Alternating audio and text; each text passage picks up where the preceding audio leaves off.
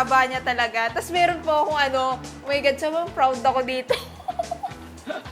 Kasi baski sa boss namin, kinento ko to, tapos yung mukha niya parang, bakit parang masyado kang proud ngayon? Yung parang excited. Kasi meron kaming tricycle scene dito ni Errol. Tapos sa tabing dagat po siya kinunan. Tapos sobrang ganda kasi ng cinematography niya talaga. Talagang ang ganda po ng pagkakagawa, hindi lang basta nag-love scene kayo, pero yung dating na talagang may art din siya. Tapos mahaba po yung scene eh. Pero sobrang ganda. Tapos naalala namin, nung nagsushoot kami, may dumaan na bangka.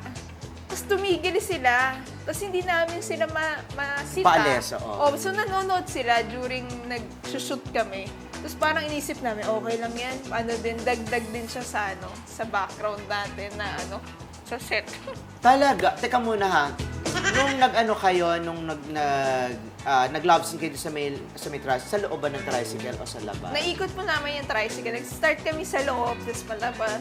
Wow. Maraming nanonood? Wala naman po kasi medyo naman po yung dagat eh. Hindi naman po siya talaga pang-public. Lumayo-layo kayo dun sa pinaka-public. Nagkataon lang na may dumaan. Opo. Eh, hindi po namin masita kasi nasa gitna sila ng dagat. So, okay lang din naman Hindi po. rin alam na kinukunan. Siguro po, hindi namin masabi.